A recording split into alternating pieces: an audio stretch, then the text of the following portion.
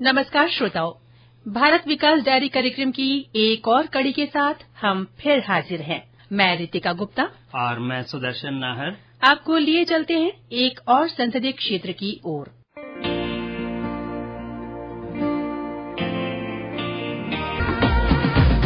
आज हम आपको जानकारी देने जा रहे हैं बीकानेर संसदीय क्षेत्र की। श्रोताओं, बीकानेर लोकसभा सीट 2009 में परिसीमन के बाद से अनुसूचित जाति के लिए आरक्षित है। पिछले 3 लोकसभा चुनाव से इस सीट पर भारतीय जनता पार्टी के उम्मीदवारों का दबदबा रहा। वर्तमान में यहां से भाजपा के अर्जुन राम मेघवाल सांसद हैं, जो केंद्र में विभिन्न मंत्रालयों का भी जिम्मा संभाल रहे हैं। इस सीट की और जानकारी हमारे बीकानेर संवाददाता से।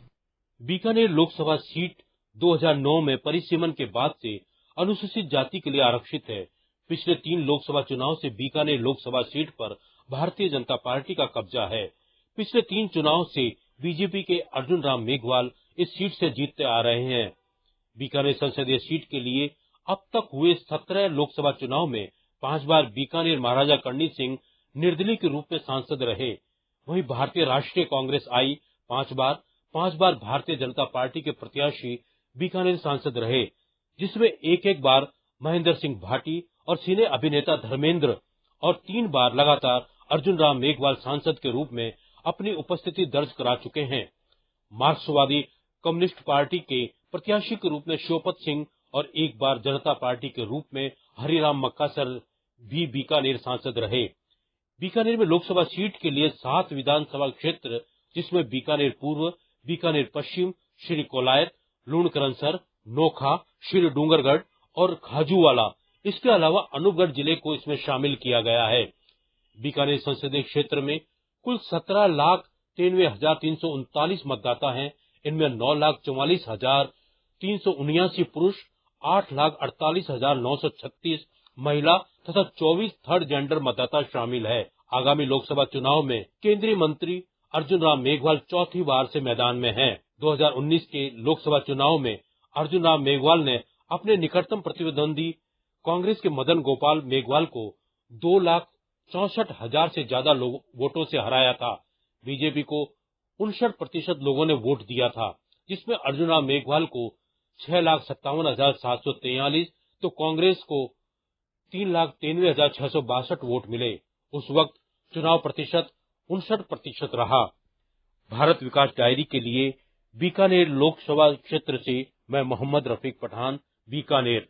बीकानेर में केंद्र सरकार की विभिन्न योजनाओं के तहत विकास के कार्य हुए हैं। इन विकास कार्यों से इस संसदीय क्षेत्र के निवासी लाभान्वित हो रहे हैं। संसदीय क्षेत्र में हुए विकास कार्यों की जानकारी खुद सांसद अर्जुन राम मेघवाल ने आकाशवाणी को दी।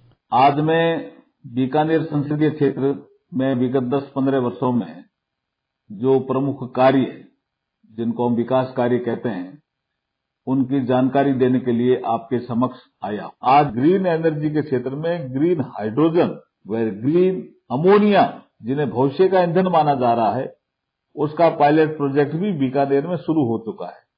एनटीपीसी, एनएलसी, पीजीसीआईएल व अन्य पीएसयू तथा अन्य निजी क्षेत्र की कंपनियों के द्वारा भी 50,000 करोड़ से अधिक के निवेश के जो सोलर प्लांट लगाए जा रहे हैं, जिसके प्रत्यक्ष और अप्रत्यक्ष हजारों क्षेत्रवासियों को रोजगार और जीविकोपार्जन के अवसर मिल रहे हैं।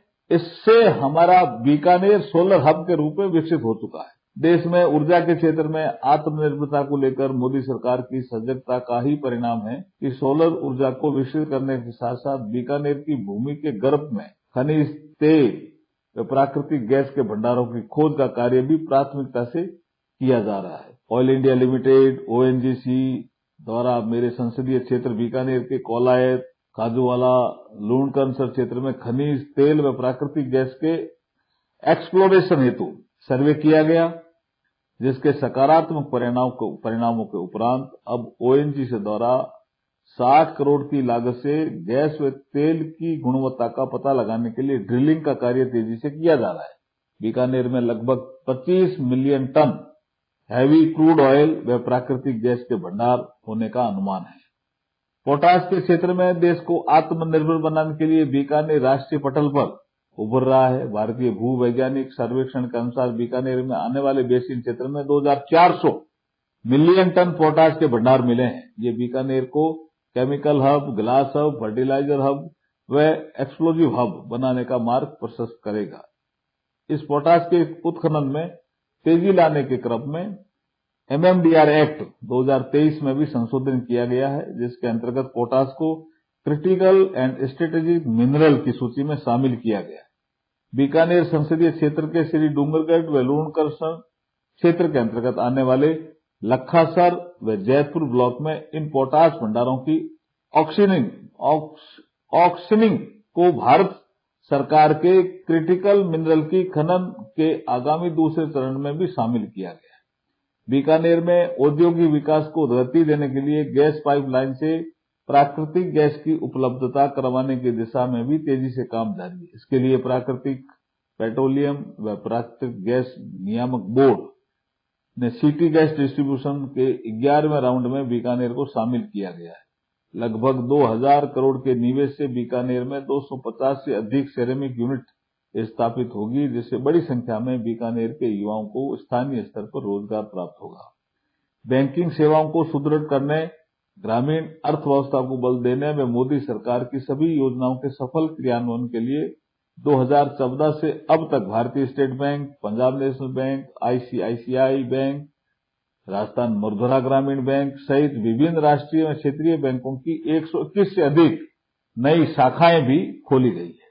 जल जीवन मिशन के अंतर्गत बीकानेर के 1.83 लाख परिवारों को स्वच्छ जल उपलब्ध करवाया गया है। इसी संदर्भ में 4860.9 करोड़ की लागत से प्रोजेक्ट कार्य को क्रियान्वित किया जा रहा है।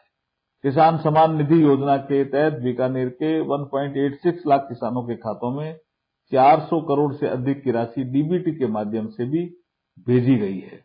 2.5 करोड़ की लागत से ICAR मूंगफली बीज अनुसंधान केंद्र के रीजनल सेंटर का निर्माण हुआ व 2.84 करोड़ की लागत से केंद्रीय शुष्क बागवानी संस्थान में किसान भवन का निर्माण हुआ। संचार सेवा को सुदृढ़ करने के लिए 106 से अधिक नए डाकघर भी खोले गए हैं।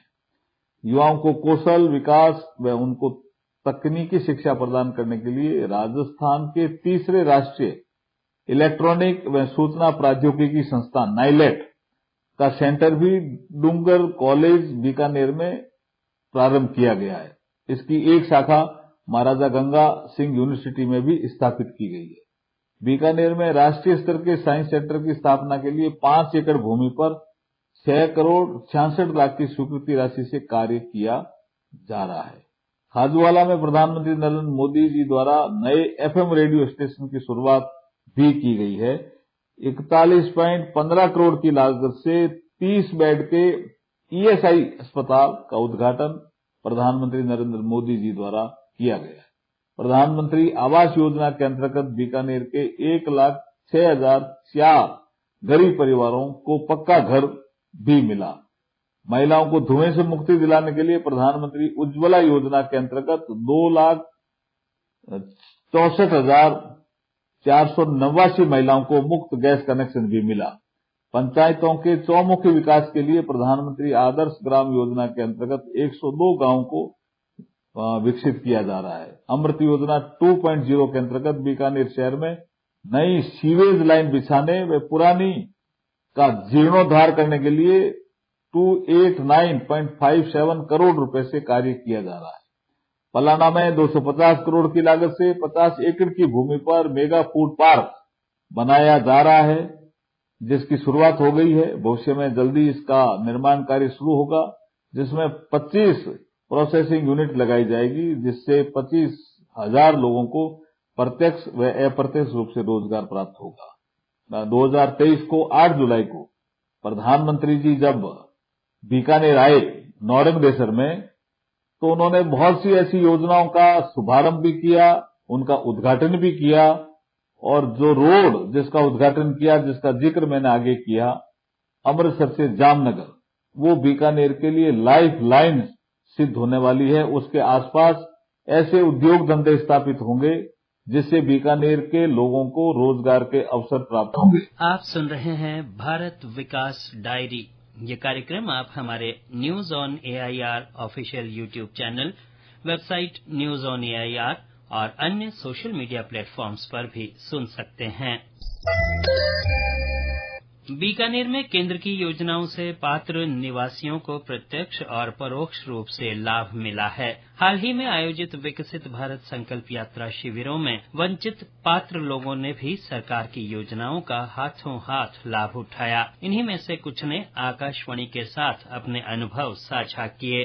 मेरा नाम अहमद रजा है और मैं यकीनन यहाँ पर हाजिर हुआ था यहाँ इसलिए कि PM स्ट्रीट वेंडर्स आत्मनिर्भर योजना जो हमारे प्रधानमंत्री ने ये हम पर लागू की है और हम यहाँ गरीब लोग अपना फार्म भरवा कर और कुछ न कुछ उससे लाभ हासिल करने के लिए यहाँ पर आए थे।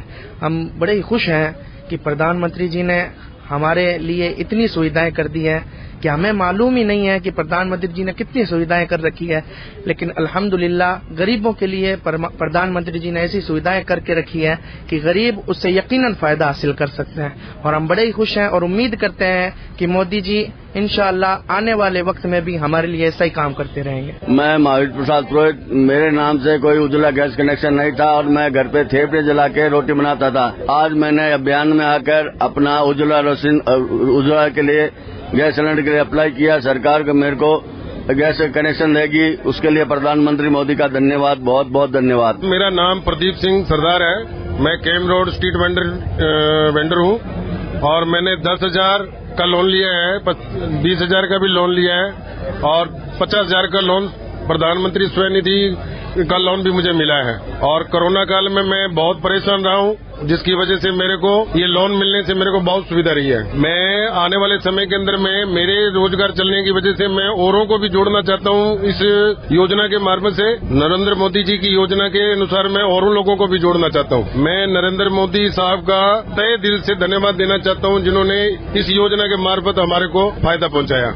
मेरा नाम सुमन है, मैं उदयसर की रहने वाली हूँ। जो ये उज्ज्वला गैस कनेक्शन है मिला है उसकी लाभार्थी हूँ मैं और मिलने से मेरे को बहुत ज्यादा फायदा हुआ है। और मेरे बच्चे टाइम से स्कूल जाते हैं, खाना बना के मैं टिफिन भी साथ डाल देती हूँ, पीछे चक्कर नहीं होता। और मेरे साहब भी टाइम से जाते हैं काम पर और मैं सारा घर का काम भी अच्छे से निपटा लेती हूँ। अगर 2 पैसे का काम भी करना होता है तो मैं कर लेती हूँ, ऐसा कुछ नहीं है। और पहले बहुत ज्यादा दिक्कत होती थी, लकड़ी, गैस, चूल्हा, गोबर कुछ भी जलाने से। अभी कुछ नहीं है, ये चूल्हा भी कहीं भी रख सकते हैं हम लोग, ऊपर नीचे, और खाना बना सकते हैं आराम से सारा काम निपट जाता है। और सुख सुविधा भी पूरी रहती है, क्या कि बारिश हो और गर्मी हो, आंधी हो, कुछ भी हो, अपने टाइम से टाइम काम हो जाता है सारा। मैं अपने नरेंद्र मोदी जी का धन्यवाद करना चाहती हूँ कि उन्होंने वो सारा सुख सुविधा और महिलाओं के बारे में सोचा। बीकानेर क्षेत्र स्वादिष्ट व्यंजन और अपनी भौगोलिक विशेषताओं के कारण भी जाना जाता है। यहाँ की संस्कृति भी लोगों को बरबस ही आकर्षित करती है। बीकानेर की जब भी बात आती है तो विश्व प्रसिद्ध बीकानेरी नमकीन, भुजिया, पापड़ का स्वाद सिर चढ़कर बोलता है। यहाँ के रसगुल्लों में जीवन की मिठास देखते ही बनती है। बीकानेर अपनी भौगोलिक विशेषताओं के साथ साथ अपनी सांस्कृतिक और ऐतिहासिक परंपराओं के चलते राष्ट्रीय और अंतर्राष्ट्रीय स्तर पर अलहदा पहचान रखता है। बीकानेर की पहचान यहाँ के स्थापत्य और प्रस्तर शिल्प, चित्रकला और हस्तकला उस्ता आर्ट से भी है।